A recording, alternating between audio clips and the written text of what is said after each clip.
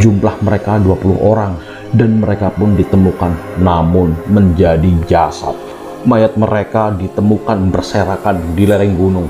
Berita yang dilaporkan kepada masyarakat, mereka diserang binatang buas. Namun dari hasil intelijen polisi menyatakan bahwa sebenarnya mereka dibunuh secara keji.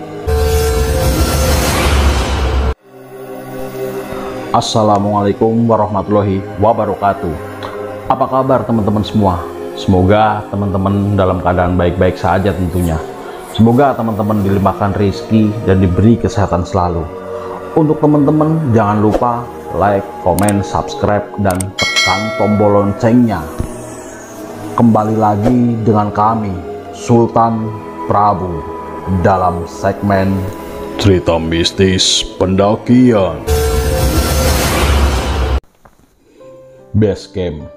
Ranger Agung tidak akan mungkin memberikan info ke Base Camp Galih. Dia meninggal kecelakaan kemarin.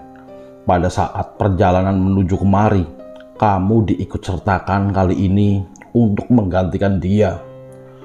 Seketika kami terdiam semua mendengar keterangan dari Base Camp.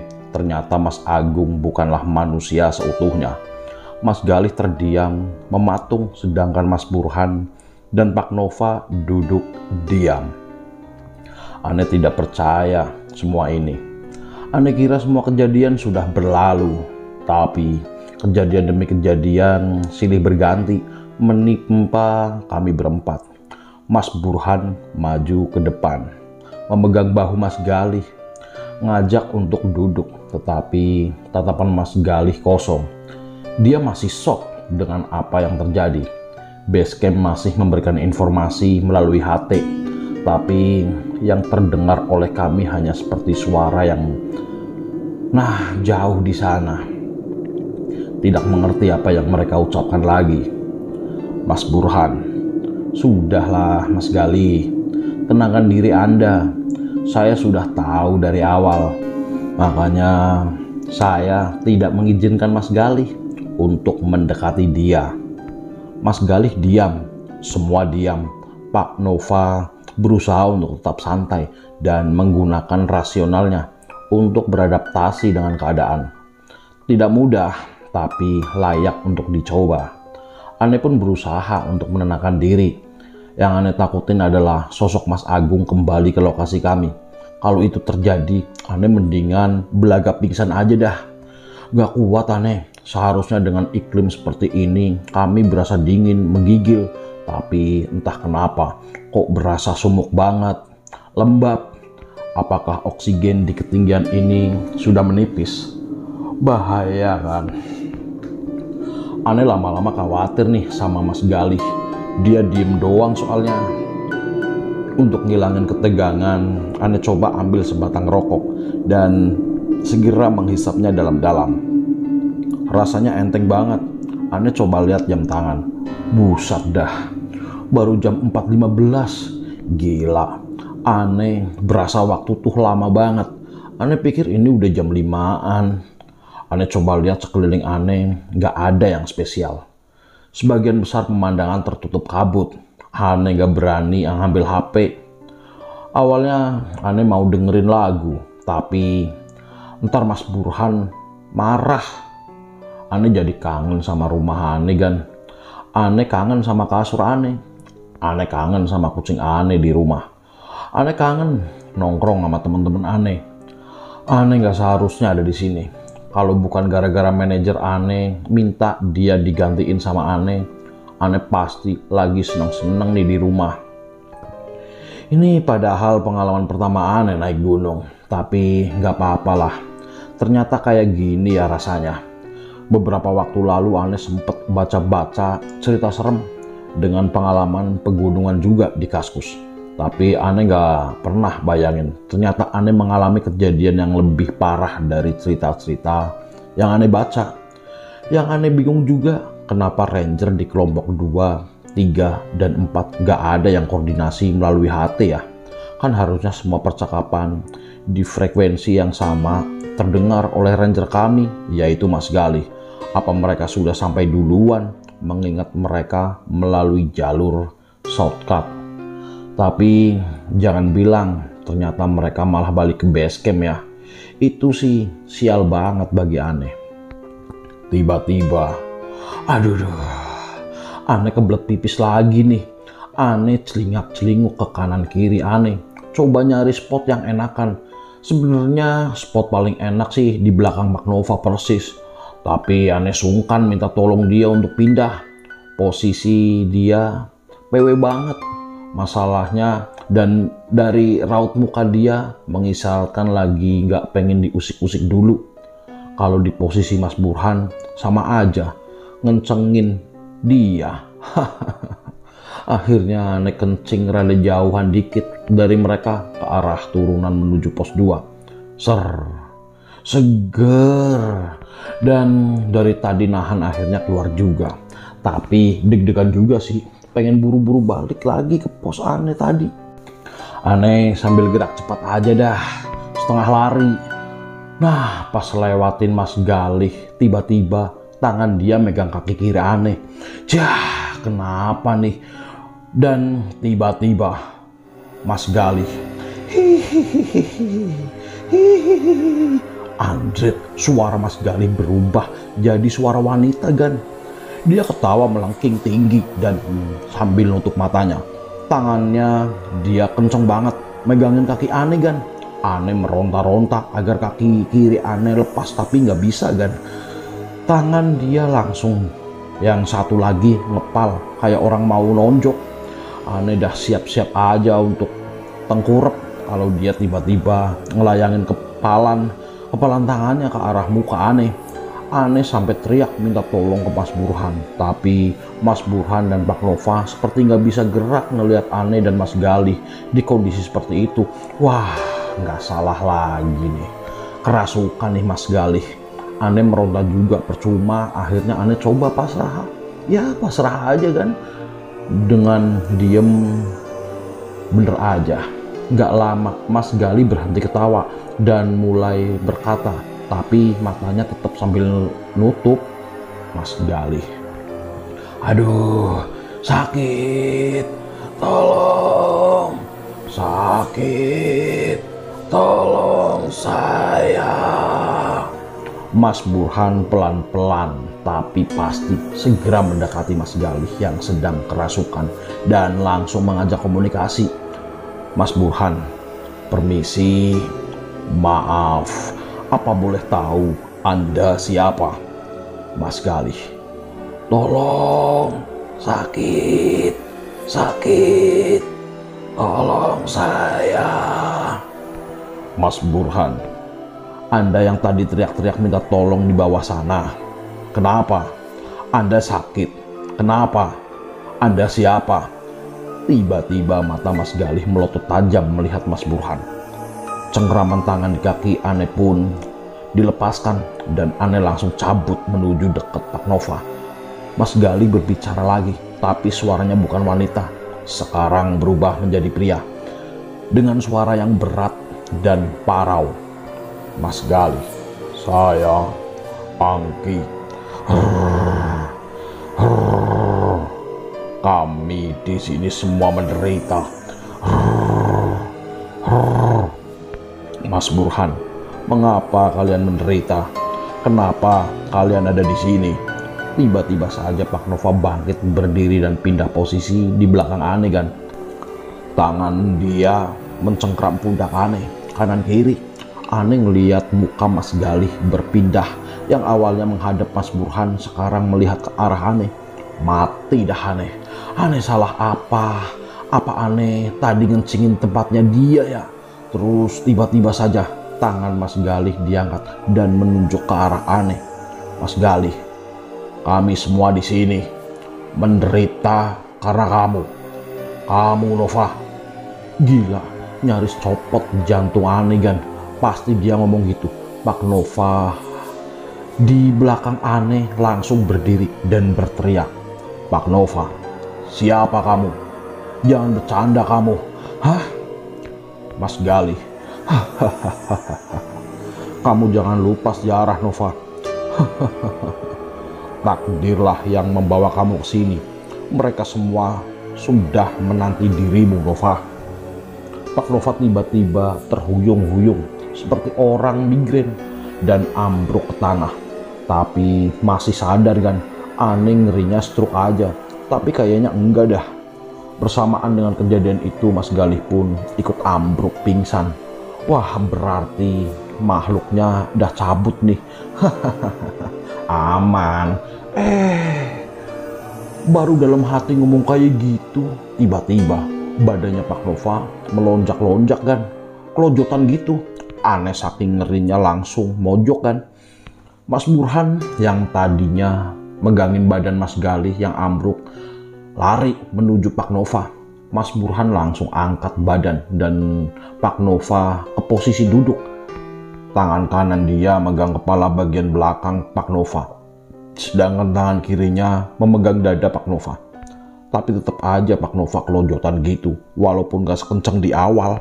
Matanya Pak Nova putih doang kan, mulutnya menganga, tangan dan kakinya menggelepar di tanah. Pak Nova kemudian tiba-tiba bangkit berdiri dan mendorong tubuh Mas Burhan sampai terpelentang ke depan. Aneh lari menuju Mas Burhan untuk membantu ia berdiri. Kami berdua kaget. Kenapa Pak Nova yang awalnya kejang-kejang sekarang bisa berdiri normal, tapi mata dia tetap putih dengan mulut menganga. Wah, ini masih kesurupan dia. Tak disangka-sangka, Pak Nova menjedotkan kepalanya ke sebuah pohon berkali-kali. Mas Burhan dan Aneh pun lari untuk memegangi Pak Nova.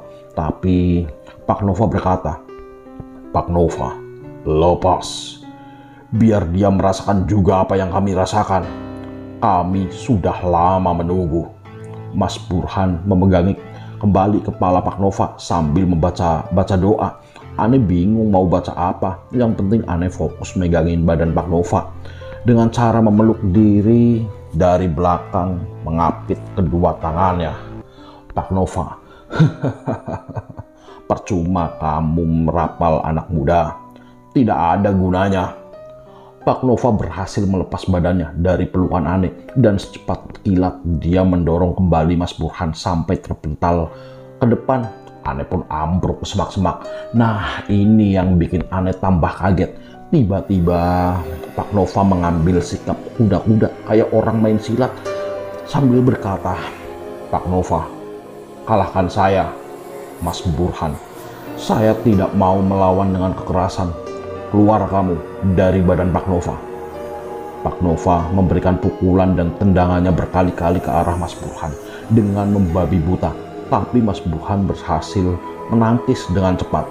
Gile, ternyata Mas Burhan jago silat juga. Aneh berasa nonton film Bruce Lee kan. Aneh cuma bisa terbengong-bengong melihat mereka berdua, karena Aneh juga bingung mau melakukan apa. Tetapi sabaran Mas Burhan pun juga sudah pada titik puncaknya. Kedua tangannya membentuk sebuah tapak dan berhasil menghajar dada Pak Nova sampai tubuh Pak Nova terpelanting agak jauh menimpa semak-semak yang ada di belakang Aneh. Pak Nova berhasil bangun dan pada saat itu ia akan berdiri. Kedua tangan Mas Burhan memegangi kepala Pak Nova sambil merapal, tapi berhasil ditepis oleh Pak Nova yang kemudian menyangkat kaki Mas Burhan dan Mas Burhan pun ambruk. Pak Nova kali ini gantian memegangi kepala Mas Burhan dan memukul bagian wajah Mas Burhan. Tiba, Mas Burhan meneriaki Aneh dan mengatakan agar mengambil sebuah kalung seperti tasbih yang ada di dalam tasnya. Aneh pun segera berlari menuju tasnya Mas Burhan dan segera mencari benda yang dimaksud Mas Burhan. Aneh coba cari-cari, Aneh bongkar isi tasnya, tapi kok nggak ada. Aneh ngeliat Mas Burhan seperti orang dihabisi. Mas Burhan sudah tidak bisa menangkis lagi. Sepertinya kemampuan silat makhluk ini cukup tinggi. Aneh teriak ke Mas Burhan, memberitahu bahwa tidak ada benda yang dimaksud di dalam tasnya. Mas Burhan, "Ada di dalam kantung kecil bagian penutup tas. Ayo lekas ambil dan berikan ke saya. Saya sudah kewalahan." Saking Aneh paniknya, Aneh robek-robek aja tas Mas Burhan yang terbuat dari kanvas. Untung Aneh bawa pisau lipat dan di perbekalan Aneh. Dan akhirnya Aneh ketemu tuh benda yang dimaksud Mas Burhan. Sebuah kalung berwarna hitam. Sepertinya terbuat dari campuran besi dan keramik. Teksturnya agak tajam. Aneh bingung, ini apa? Di tengahnya ada sebuah liontin berbentuk segi 5. Aneh lempar deh buru-buru ke arah Mas Burhan. Dan setelah ia tangkap, ia berusaha memakainya kalung itu ke Pak Nova. Berkali-kali ia coba namun tidak berhasil. Aneh ngeliatin muka Mas Burhan sudah berdarah-darah akibat hantaman dari Pak Nova. Aneh punya akal. Aneh ambil kalung itu dari tangan Mas Burhan. Dan mungkin Mas Burhan mengerti maksud Aneh. Dia sengkat kaki Pak Nova sampai roboh, menghajar bagian kakinya. Terus setelah itu dia ambil kalung dari Aneh dan segera memakaikan kalung itu sembari membaca rapalan dari bagian belakang kepala Pak Nova yang sedang menggelepar di tanah. Dan seketika itu pula Pak Nova teriak. Pak Nova, "Baik, apa ini? Panas, panas." Tubuh Pak Nova pun kembali bergelepar di tanah. Badannya bolak-balik ke kanan dan ke kiri, tak tentu arah. Berkali-kali mencoba bangkit namun tidak berhasil. Mas Burhan duduk bersila sambil merapal seperti orang sedang meditasi. Kemudian bangun dan memukulkan pukulan terakhir ke arah kedua taman kaki Pak Nova. Yang kemudian akhirnya Pak Nova pun pingsan. Setelah dipastikan Pak Nova benar-benar pingsan, Mas Burhan mengucapkan terima kasih kepada Aneh. Dia sibuk ke arah semak-semak untuk mengambil daun-daun yang masih hijau dan menumbuk daun tersebut sampai dengan halus. Kemudian dioleskan ke seluruh bagian punggung dan dada Pak Nova. Baru setelahnya ia membersihkan darahnya yang ada di muka. Mas Burhan, kewalahan tadi aku. Gila nih Pak Nova. Dia bikin salah apa ya di sini? Gak mungkin cuma gara-gara ngomong sombral doang. Aneh. Ini yang teriak-teriak minta tolong di bawah kan? Mas Burhan. Iya, tapi aneh nih. Kalau Mbak Tatik dan Stuart, saya seperti melihat film. Karena arwah-arwah mereka berseliweran mengulang kejadian. Tapi yang ini saya tidak menemukan satupun petunjuk. Aneh. Apa coba meditasi aja Mas Burhan? Yang ini beda. Tampaknya arwah mereka ingin cerita mereka keluar dari mulut Pak Nova sendiri. Karena itu salah satu bentuk penyesalan dan pengakuan. Seperti yang mereka maksud tadi. Aneh. Yakin Pak Nova mau cerita? Mas Burhan. Mau gak mau. Kalau enggak, dia tidak akan bisa keluar dari sini dengan selamat. Aneh. Bagaimana dengan Mas Gali? Dia masih pingsan tuh. Gak dikasih ramuan daun ini juga Mas Burhan. Tidak usah, biar saja dia seperti itu. Jam berapa sekarang? Aneh baru ingat, dari tadi Aneh gak lihat jam. Baru jam 4.15. Masa iya? Aneh gak percaya. Aneh info ke Mas Burhan hal ini.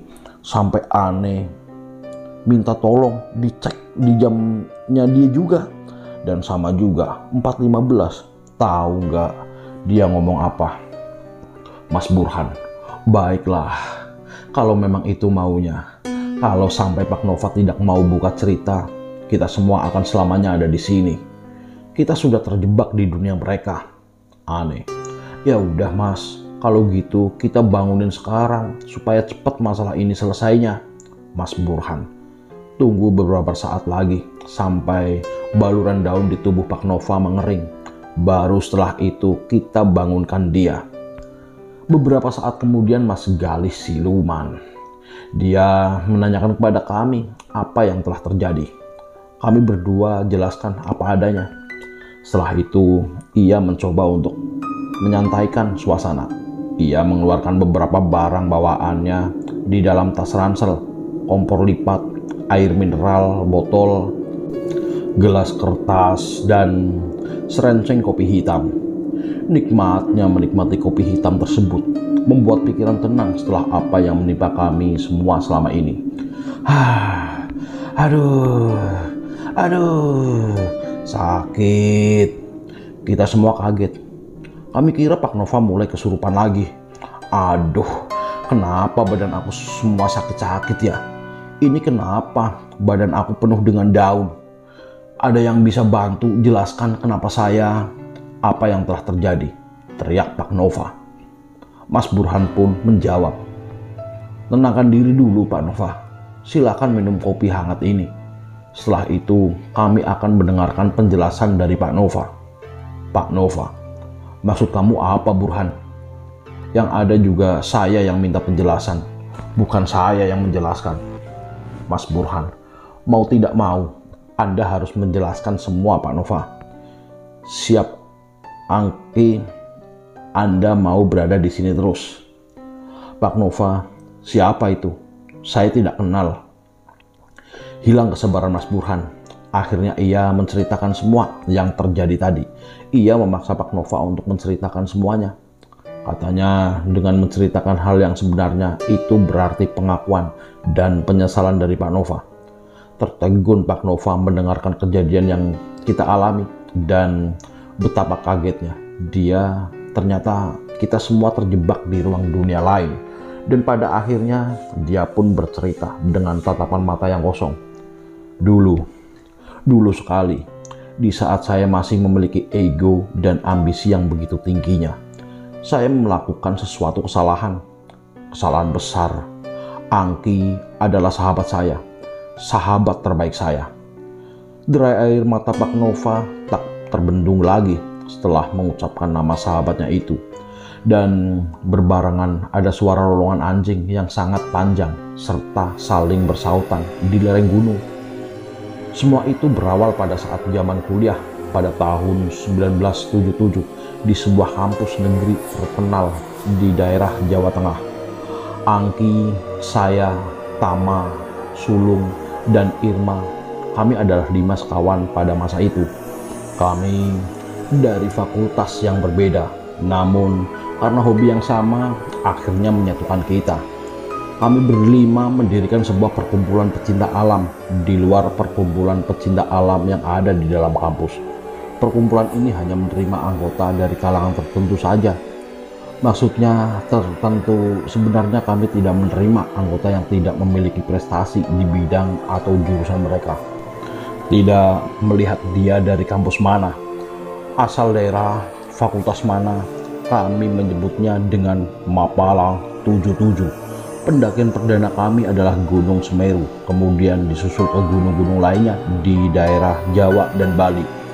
Pernah suatu saat kami berencana melakukan pendakian ke Mount Everest, karena kebetulan orang tua Irma adalah salah satu perwira tinggi angkatan bersenjata. Tapi rencana tersebut gagal karena Angki terkena demam berdarah. Saya sangat mencintai Irma, sangat. Tapi entah kenapa ia lebih mencintai Angki, seorang anak jalanan yang kebetulan saja memiliki otak encer. Tapi saya salut dengan orang tuanya. Bapak dan ibunya hanyalah peladang di Jawa Barat. Dalam kurun waktu 2 tahun ternyata organisasi kami berkembang pesat, mengalahkan perkumpulan pecinta alam yang ada di beberapa kampus lain. Jumlah kami kurang lebih setelah mencapai 700-an anggota. Sampai pada akhirnya terjadilah pemilihan ketua umum untuk wilayah Jawa Tengah.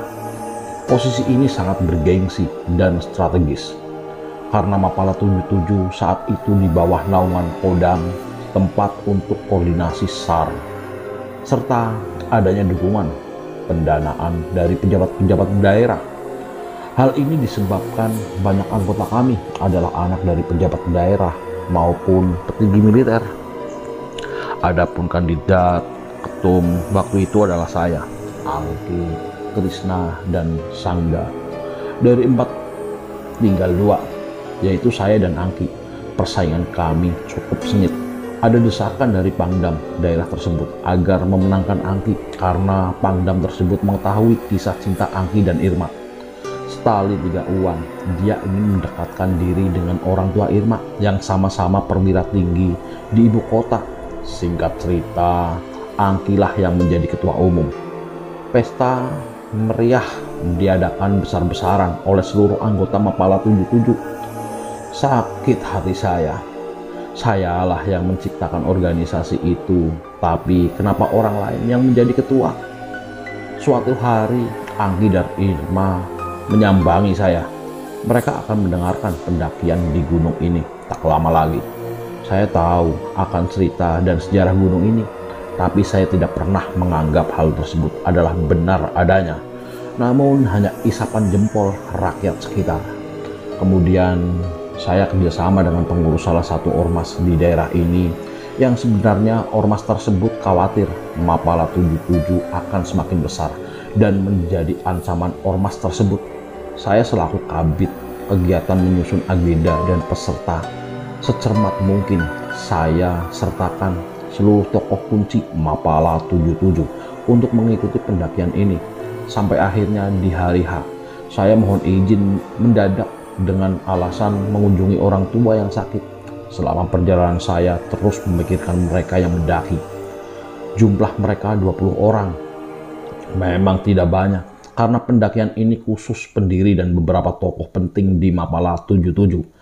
Dan benar saja, perjalanan pendakian yang rencananya hanya 3 hari itu memakan waktu lebih dari 5 hari. Tidak ada tenda-tenda mereka turun ke kaki gunung. Tim SAR, anggota ABRI, satuan ormas, dan masyarakat semuanya mencari keberadaan mereka. Dan mereka pun ditemukan, namun menjadi jasad. Pak Nova nangis sejadi-jadinya.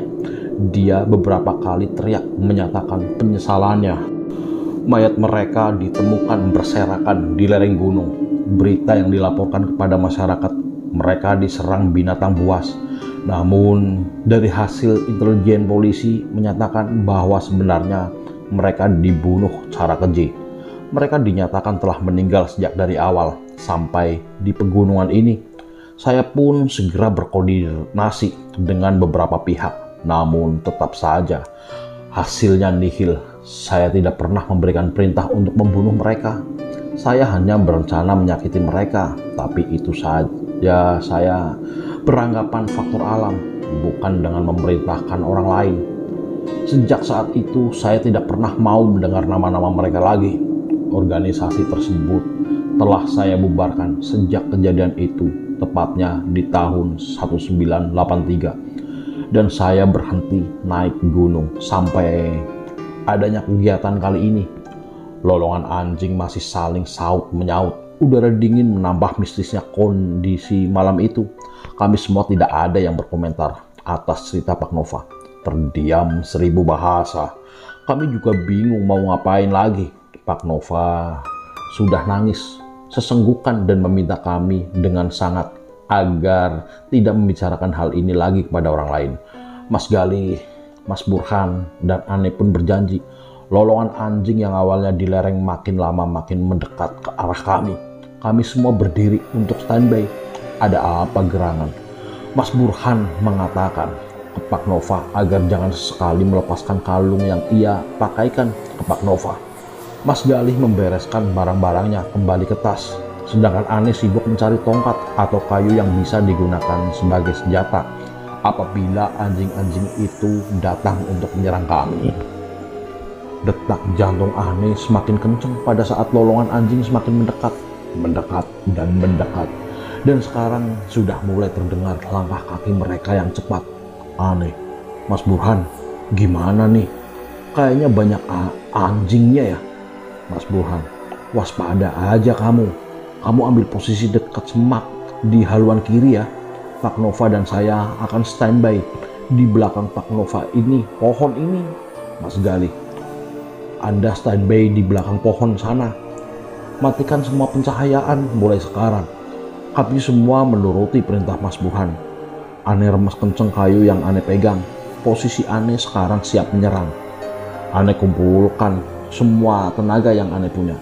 Di posisi ini Ane nggak bisa lagi lihat dengan jelas Mas Galih karena tebelnya kabut dan dia sendiri ada di balik pohon. Mas Burhan dan Pak Nova juga sama sekali tidak bisa Ane lihat.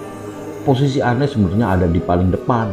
Ibaratnya Aneh ada di pintu masuk tempat peristirahatan itu. Cuma enaknya kalau ada yang masuk ke area itu, mereka tidak akan bisa melihat Aneh karena posisi mereka pasti membelakangi Aneh. Langkah-langkah kaki anjing itu sudah sangat dekat. Bahkan Aneh bisa mendengar dengusan napas dan raungan-raungan dari mulut mereka. Bayangan mereka sudah bisa Aneh lihat di tanah di depan Aneh. Dan akhirnya mereka semua berhamburan masuk ke area peristirahatan kita. 1, 2, 3. Kurang lebih ada 6 anjing yang merangsak masuk. Buntut mereka bergoyang-goyang kencang dan mereka berkumpul menjadi satu persis 4 meter di depan Aneh. Tapi yang bikin Aneh nyaris teriak adalah anjing itu ukurannya di atas rata-rata, Gan. Dengan tinggi bisa mencapai pinggangan orang dewasa, berwarna hitam, berbadan tegap, tapi kepalanya, Gan, kepala manusia. Aneh udah gak ngerti lagi yang akan Aneh lakuin apa. Awalnya Aneh memang siap, Gan, untuk tarung dengan mereka. 2 kayu besar-besar udah Aneh siapin. Tapi saat Aneh ngeliat bentuk utuh itu, anjing, Aneh langsung lemes, Gan. Aneh cuma berharap Aneh bisa pingsan sesegera mungkin. Aneh ngelirik ke posisi Mas Burhan dan Pak Nova. Bersembunyi, tapi mereka berdua tidak melihat sama sekali. Anjing-anjing itu terus-menerus menggonggong ke arah Mas Burhan dan Pak Nova, tapi tidak berani untuk lebih dekat menghampiri mereka. Setelah itu Aneh merem, Gan. Aneh gak kuat lagi ngelihat kejadian itu. Aneh berdoa di dalam hati agar anjing-anjing itu tidak menemukan posisi Aneh di belakang. Tapi tiba-tiba Aneh merasakan hembusan sangat di leher Aneh, Gan. Apa itu? Hembusan itu memburu-buru di belakang Aneh, Gan. Dan akhirnya Aneh gak kuat, Gan, untuk menahan rasa ingin tahu Aneh. Aneh pun menengok belakang.